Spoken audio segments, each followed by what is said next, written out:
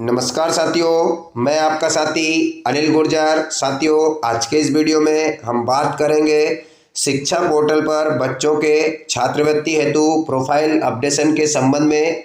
साथियों, पहली बात तो हम यहाँ यह भी देखेंगे कि क्या हम मोबाइल के माध्यम से छात्रों की प्रोफाइल अपडेशन कर सकते हैं या नहीं, और अगर कर सकते हैं तो किस प्रकार से करेंगे। और दूसरा है कि प्रोफाइल अपडेशन में कौन कौन से बिंदु आएंगे और उनमें कौन कौन सी जानकारियां हमें भरना है। तो साथियों, यह कार्य सभी शिक्षक साथियों के लिए बहुत महत्वपूर्ण है, क्योंकि प्रत्येक स्कूल के प्रत्येक छात्रों को की प्रोफाइल अपडेशन करना होता है प्रति ईयर। और इसमें जब हम कंप्यूटर के माध्यम से कराते हैं तो बहुत सारी गलतियां होती है और पैसे भी खर्च करना होता है। तो साथियों, आप लोग जो है इस वीडियो के माध्यम से आराम से अपने ही मोबाइल, अपने ही टैबलेट से छात्रों की प्रोफाइल अपडेशन कर सकते हैं। तो हम ये भी देखेंगे कि मोबाइल के माध्यम से किस प्रकार से करेंगे। तो हम वीडियो के अंत में आपको जरूर बताएंगे कि मोबाइल के माध्यम से हम कैसे करेंगे। वैसे ही मैं प्रोफाइल अपडेशन अपने मोबाइल से ही कर रहा हूँ। तो अभी हमारे सामने फार्म ओपन है। तो सबसे पहले हम फार्म की जानकारी देख लेते हैं कि किस प्रकार से हमें जानकारी भरना है। तो ये जो आप देख रहे हैं स्क्रीन पर, ये कक्षा पहली की बालिका है जिसकी की पहली बार प्रोफाइल अपडेशन का काम होना है। तो इसमें कौन कौन से बिंदु मुख्यतः होंगे। तो हम यहाँ पर विद्यार्थी के नाम में कोई परिवर्तन नहीं कर पाएंगे।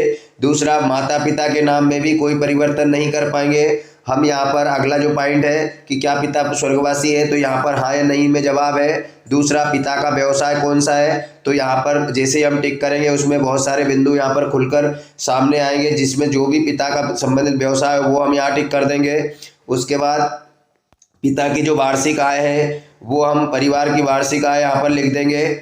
उसके बाद अगला जो बिंदु है माता का व्यवसाय, तो माता का व्यवसाय जो भी होगा यहाँ टिक कर देंगे। उसके बाद जब हम नीचे की ओर चलते हैं तो हम यहाँ पर जन्म दिनांक में कोई परिवर्तन नहीं कर पाएंगे। उसके जेंडर में कोई परिवर्तन नहीं कर पाएंगे। उसके बाद यहाँ पर बात आती है कास्ट की, तो कास्ट में हम परिवर्तन कर सकते हैं। तो जो भी कास्ट हो यहाँ पर टिक कर देंगे।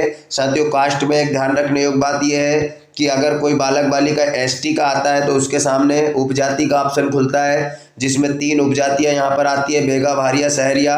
अगर ये तीनों उपजातियां नहीं है तो हम उसको नॉट पीटीजी कर देंगे। अगला जो बिंदु है वो यहाँ पर डिजिटल कास्ट सर्टिफिकेट का है। अगर बच्चे का जाति प्रमाण पत्र बना हुआ है तो यहाँ पर उसके अंक लिख देंगे, वरना यहाँ पर 00 लिख देंगे। उसके बाद यहाँ पर धर्म, इसमें भी परिवर्तन हो सकता है। अगर धर्म गलत आ रहा है तो उसको हम यहाँ पर टिक कर देंगे। विद्यार्थी अनाथ है, इसमें हम बदलाव कर सकते हैं। क्या विद्यार्थी मध्य प्रदेश का मूल निवासी है, यहाँ पर भी हाँ कर देंगे। उसके बाद अगला जो बिंदु है, क्या पिता या पालक आयकरदाता है, अगर हाँ है तो हाँ करेंगे, नहीं है तो नहीं करेंगे। क्या परिवार से केवल 2 ही छात्रों द्वारा छात्रवृत्ति ली जा रही है, प्रमाण पत्र संलग्न है, तो यहाँ पर 2 परिवार से 2 छात्रों द्वारा छात्रवृत्ति नहीं ली जा रही तो इसको नहीं कर देंगे। बसाहट का नाम जिसमें मूल निवासी निवास करता है, इस पर टिक करेंगे तो उसकी जो भी बसाहट होगी वो सामने आ जाएगी, उसको टिक कर देंगे। वर्तमान शाला में प्रवेश दिनांक, ये दिनांक जो है जिस दिन छात्र ने प्रवेश लिया है वो दिनांक यहाँ अपने आप फिल हो जाएगी। उसके बाद घुमक्कड़ या अर्ध घुमक्कड़ है तो यहाँ पर हम नहीं कर देंगे, इनमें से कोई नहीं। फिर भाई बहन की संख्या, तो यहाँ पर भाई बहन की संख्या बहुत महत्वपूर्ण है, उसको हमें डालना होगा, तो यहाँ पर 2 है। उसके बाद नीचे की ओर चलते हैं, क्या परिवार बीपीएल कार्डधारी है, तो यहाँ पर पहले से हाँ लिखा आ रहा, हम उसको बदलाव नहीं कर सकते। क्या परिवार को आरटी के अंतर्गत प्रवेश दिया गया, नहीं विद्यार्थी को। उसके बाद कक्षा 1, वर्तमान कक्षा 1 है। गत वर्ष की उपस्थिति, गत वर्ष की कक्षा यहाँ पर आ नहीं रहा है क्योंकि इस वर्ष कक्षा 1 में ही है। गत वर्ष की विद्यार्थी की उपस्थिति दिवस, तो साथियों कक्षा 1 में था तो उपस्थिति का सवाल ही नहीं उठता, तो 00 लिख देंगे। इस शैक्षणिक वर्ष में, ये जो एक प्रश्न बना हुआ था कि इस शैक्षणिक वर्ष में हम क्या डालेंगे, तो साथियों हम जो है वर्तमान में जितने भी दिन विद्यालय लगा है उतने ही दिन हम यहाँ पर डालेंगे। तो लगभग 80 दिन यहाँ पर विद्यालय लगा है, हमने 80 दिन फीड कर दिए, और 80 में से जो भी विद्यार्थी उपस्थित हुआ है वो हम यहाँ पर डाल देंगे। तो यहाँ पर हमने डाल दिया है। उसके बाद निःशक्तता का प्रकार, नॉट एप्लीकेबल। उसके बाद में अगला जो बिंदु है, क्या विद्यार्थी बेघर है, तो यहाँ पर with parent guardians with adult, तो यहाँ पर जो है वो रहने देंगे हम। उसके बाद गत कक्षा की परीक्षा। अगला जो बिंदु है वह है रिजल्ट से संबंधित, जिसमें गत कक्षा की परीक्षा का वर्ष। तो यहाँ पर गत वर्ष में बच्चा आंगनवाड़ी में था, तो यहाँ पर सिलेक्ट पे क्लिक कर देंगे। उसके बाद में गत वार्षिक परीक्षा परिणाम, तो जो भी हो उसका। उसके बाद उत्तीर्ण प्रतिशत। तो साथियों यहाँ पर जब हमने प्रोफाइल अपडेशन जब एडमिशन किया था उस समय भी प्रीवियस ईयर का रिजल्ट मांगा था, इसलिए यहाँ पर आया। इससे कोई खास फर्क नहीं पड़ता। गत कक्षा की संस्था का नाम, तो आंगनबाड़ी आपका बच्चा कक्षा पहली दूसरी जो भी हो। बाकी जो हमारा अन्य कक्षा के बच्चे हैं उनकी प्रोफाइल अपडेशन अपने आप यहाँ पर की हुई आती है, पूरे फॉर्म भरे हुए आते हैं। तो साथियों अब हम बात करते हैं बैंक खाता क्रमांक की। तो बैंक खाता क्रमांक में यहाँ पर लिखा है कि बैंक खाता क्रमांक एवं बैंक IFSC कोड अपडेट करने के लिए यहाँ क्लिक करें। यहाँ पूर्व से भी बैंक खाता क्रमांक आपके जो अन्य कक्षाओं के बच्चे हैं उसमें आ सकता है। अगर गलत है तो यहाँ से अपडेट कर सकते हैं और नहीं है तो यहाँ फीड कर सकते हैं। तो हम कर लेते हैं इस पर क्लिक। तो जैसे ही इस पर क्लिक करेंगे तो कुछ देर सर्च होने के बाद यहाँ पर बैंक डिटेल का ऑप्शन ओपन हो चुका है, जिसमें कि ऊपर IFSC कोड। तो हम यहाँ पर जो IFSC कोड है वो फीड कर देंगे। जैसे ही IFSC कोड फीड करेंगे नीचे बैंक का नाम यहाँ पर शो होने लगेगा, तो उसमें हम जो बैंक का नाम है वो यहाँ डाल देंगे। तो साथियों यहाँ पर हमने बैंक का IFSC कोड और जो बैंक का नाम ओपन हुआ था उस पर टिक कर दिया। नीचे खाता नंबर दोनों कॉलम में, इधर और इधर दोनों में जो है सेम अकाउंट नंबर डाल दिया, जो भी अकाउंट नंबर था। उसके बाद IFSC कोड उसके बाद कैप्चा कोड डाल करके यहाँ पर save update bank student bank detail, तो इस पर हम क्लिक कर देंगे।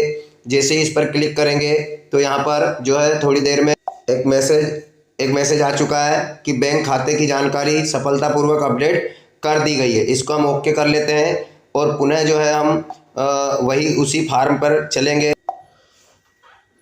तो आप यहाँ पर देख पा रहे हैं कि छात्रा का जो बैंक डिटेल है वो यहाँ पर ओपन हो चुका है। उसके बाद पालक का मोबाइल नंबर जो कि अनिवार्य है, तो यहाँ पर जो भी पालक का मोबाइल नंबर होगा वो डाल देंगे।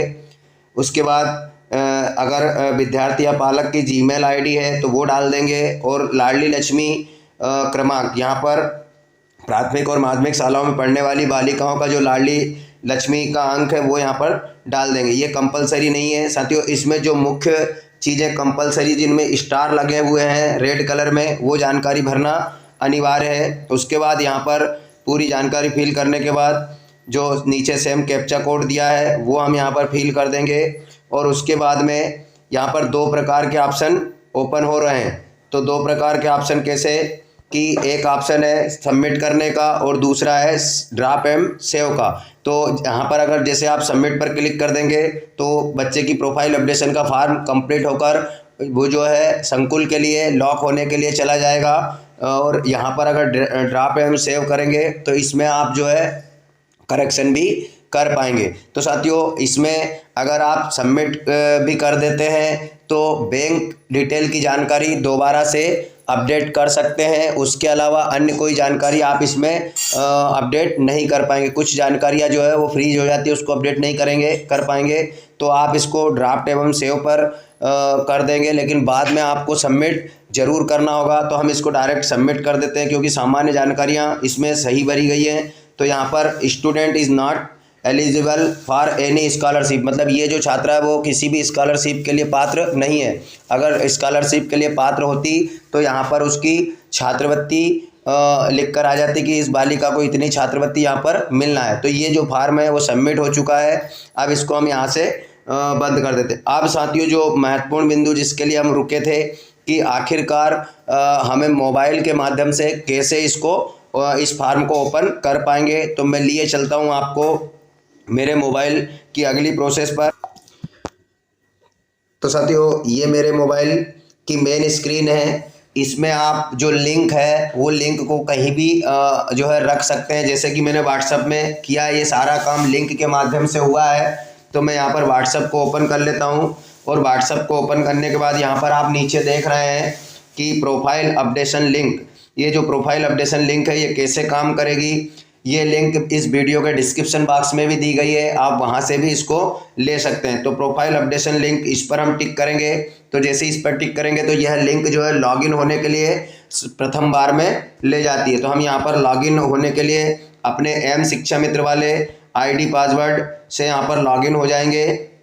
इसके बाद में तो साथियों मैंने यहाँ पर मेरे आईडी पासवर्ड दर्ज कर दिए। अब इसको कर लेते हैं हम लॉगिन। तो जैसे ही लॉगिन पर क्लिक किया तो यहाँ पर सारे ऑप्शन ओपन हो चुके हैं। साथियों यहीं पर शिक्षक साथी गलतियाँ कर बैठते हैं कि यहाँ पर जैसे ही ऑप्शन ओपन होते हैं ऑप्शनों को खोलने लग जाते हैं। लेकिन साथियों अगर आपको प्रोफाइल अपडेशन मोबाइल के माध्यम से करना है तो इनमें से हम किसी भी ऑप्शन को ओपन नहीं करेंगे। हम प्रथम बार लिंक पर क्लिक करने पर जो है इसमें लॉगिन हो चुके हैं। अब हम क्या करेंगे, पुनः इसको बैक हो जाएंगे।